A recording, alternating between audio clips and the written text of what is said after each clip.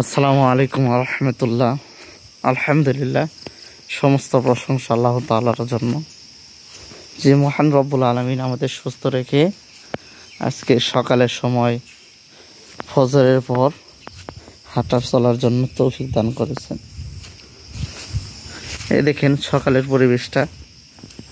এই পরিবেশে অনেক মানুষ ঘুমিয়ে আছে, কিন্তু অনেক মানুষ জানে, অনেক মানুষ জানে না। কিন্তু এই সকালের যে একটা বিশেষ একটা আল্লাহ তাআলা নিয়ামত রেখেছেন, কিন্তু এই বিষয়ে মানুষ বেখেয়ালি। এই সকালের পরিবেশের কারণে অনেক মানুষ রোগ থেকে মুক্তি পায়। এই দেখেন, আমি আছি এখন মসজিদের পাশে, রাস্তার কাছে যাইতেছি। এটাই হলো মসজিদের গেট, প্রবেশ করা।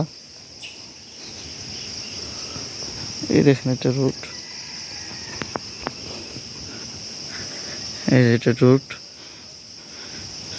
কিন্তু এই নিয়ামত থেকে আমরা হাতছাড়া হয়ে যাইতেছি।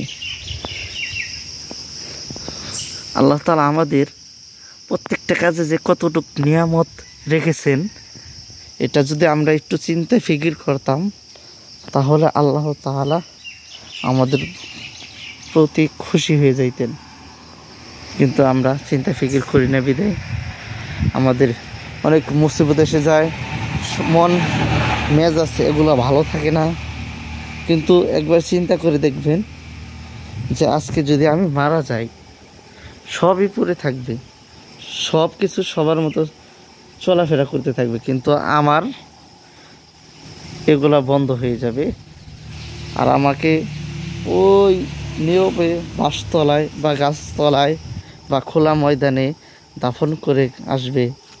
আর আমাকে সময় দেওয়ার মতো এমন একটা মানুষ পাওয়া যাবে না, যে আমার কবর পাশে গিয়ে সব সময় বা মাঝে মাঝে গিয়ে কোরআন তেলাওয়াত করবে বা আমার জন্য আল্লাহ তাআলার কাছে ক্ষমা প্রার্থনা করবে।